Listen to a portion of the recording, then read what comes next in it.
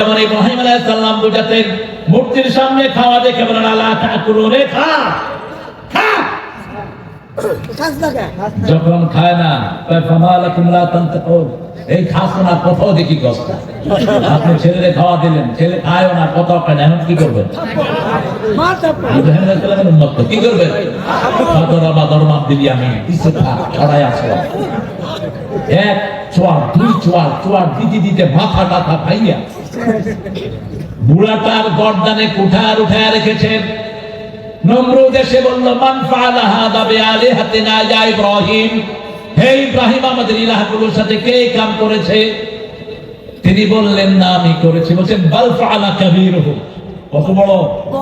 কত বড় দার্শনিক, বাল ফাআলা কাবীরুহু, বলছে তোমাদের বড়টা গেছে উঠা দিতে কোনটার উপর? তোমরা কিছু আলার ওসেহেম, নম্র সবার মাথা নিচের দিকে। তারা বলল হাউলাই লা তানতাকুন, ও ইব্রাহিম তুমি তো জানো এরা কথা বলে না।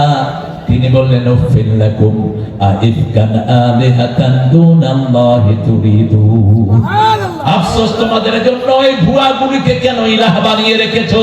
ইন্নী ওয়াজ্জাহাতু ওয়াজহিয়া লিল্লাযী ফাতারাস সামাওয়াতি ওয়াল আরদ হানিফা ওয়া মা আনা মিনাল মুশরিকিন। আল্লাহর দিকে মুখ ফিরালেন। এবার নমরুদ বলল হাদরিকু ওয়ানসুরু আলিহাতাকুম, একে পুড়ে ফেলো। যখন কোনো কিছু আর কাজ হয় না তখন ফাঁসি দিয়ে দাও, ঠিক না ঠিক?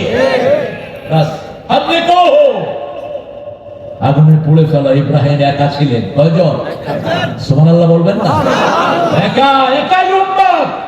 ইব্রাহিম কানা উম্মাতান কানাতান শাকিরান লিআনমি, একাই ছিলেন উম্মত, সুবহানাল্লাহ, একাই উম্মত। তিনাকে আগুনে পোড়ানো হবে, বিশাল করে আগুনের কুণ্ডলী জ্বালানো হলো, লোকদেরকে দেয়া হলো ইব্রাহিম আলাইহিস সালামকে আনতে। এত ভারী তিনি, শয়তান এসে বলল নবীদের সাথে শত শত নয় লক্ষ লক্ষ ফেরেশতা রেখে দেন কে? তোমরা যদি ইব্রাহিমকে নিতে চাও মেলার আয়োজন করো, মেলার ভিতরে ছেলে মেয়ে একসাথ হয়, জিনা আছে যেখানে ফেরেশতা নাই সেখানে মেলার আয়োজন করা হলো, ছেলে মেয়ে একসাথে ঢলাঢলি। বাস কিছু ফেরেশতা কমে গেল, তারপরেও নেওয়া যাচ্ছে না।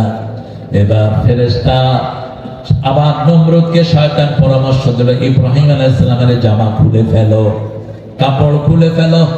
যখন কাপড় খোলা হচ্ছে তিনি কাঁদা শুরু করলেন। আল্লাহ বললেন ইব্রাহিম কেঁদো না, জান্নাতের পোশাক পাঠিয়ে দিচ্ছি। জান্নাতের পোশাক তিনাকে পাঠিয়ে দেয়া হলো, আর বলা হলো ইব্রাহিম এই জান্নাতের পোশাক তোমাকে প্রথম কিয়ামতের ময়দানে আমি পরাইয়া দেব। ওই পোশাক দিয়ে যখন আগুনের দিকে নেওয়া হচ্ছে, আগুনকে আল্লাহ নোটিশ করলেন কুলনা ইয়া নারু কুনি বারদাও ওয়া সালামান আলা ইব্রাহিম। আল্লামা ইকবাল অনুবাদ করলেন আজ भी हो इब्राहिम का ईमान पैदा, आग कर सकती है कंदाजे गुलिस्ता पैदा। বাংলার শ্রেষ্ঠ দেশের কবি আল্লামা ফারুক, আমাদের কবি বলে ফারুক আহমদ অনুবাদ করলেন বাংলাতে আজ যদি হয় ইব্রাহিম আলাইহিস সালামের ঈমান বিদ্যমান, আগুন হয়ে যাবে খুবসুরত এক ফুলের বাগান। আগুনে ঢুকিয়ে দেয়া হলো, তিনি আগুনের ফুলকিগুলোকে হাত দিয়ে নাড়ছেন, মনে হচ্ছে আগুনের ফুলকিগুলো গোলাপের পাপড়ি।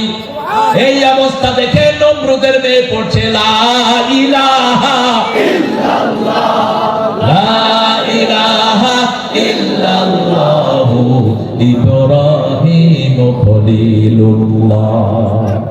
রাসূলকে খলিল উপাধি দিয়েছেন কে? আল্লাহ। মৃত্যুর আগে রাসূলকে আল্লাহ খলিল উপাধি দিয়েছেন। রাসূলের দুইটা লকব, একটা হলো হাবিব আর একটা কি খলিল। আল্লাহু আকবার। এই জামাটাই, এই জান্নাতের পোশাকটাই ইব্রাহিমের পরে ঈসা আলাইহিস সালাম পেলেন। ঈসা আলাইহিস সালাম থেকে ইয়াকুব আলাইহিস সালাম থেকে ইউসুফ আলাইহিস সালাম পেলেন। এই পোশাকটা গায়ে থাকার কারণে কুপি ইউসুফকে ফালানো হলো, তিনি কোনো ব্যথা পেলেন না। আবার এই পোশাক যখন মিশর থেকে কেনারের দিকে রওনা হলো, ইয়াকুব আলাইহিস সালামের চোখ বন্ধ হয়ে গেছে। তিনি বলছেন ইন্নী লা আজিদু রিহা ইউসুফ লাউলা তুফান্নিদুন, আমি এখনো ইউসুফের গন্ধ পাচ্ছি। আল্লাহু আকবার। কার গন্ধ পাচ্ছে?